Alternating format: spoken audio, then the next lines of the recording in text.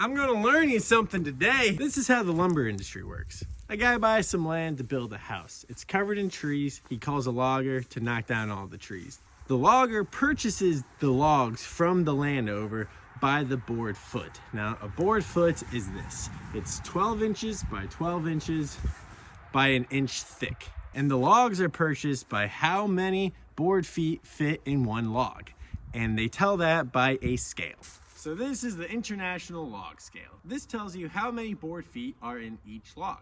On the smaller end of the log, you measure with your scale. So this log is 10 feet long.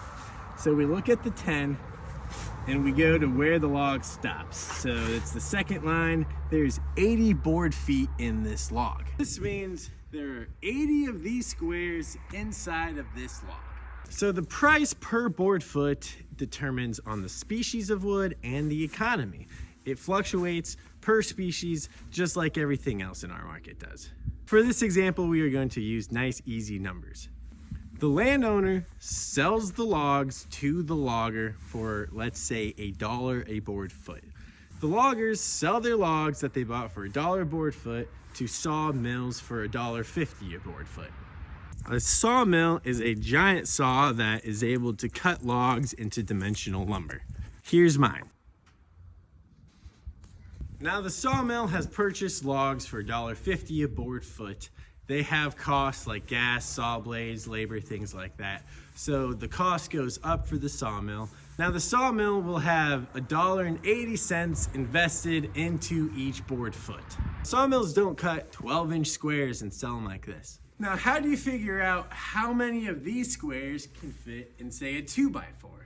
Well, that's easy. If you're doing a 2x4 by 8, you just multiply all those numbers. Divide that by 12. So 64 by 12 is 5.33. So in a 2x4 by 8, you have 5.3 of these squares inside.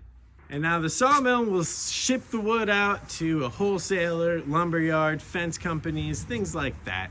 And they sell their lumber at a profit per board foot, and then the lumberyard or whoever buys it will sell it to the consumer for another profit per board foot. And now if you're ever wondering why lumber is so expensive, because there's a whole chain to cut down the tree, turn it into lumber, into a house, into a fence, and everybody in between is marking it up and making their profit.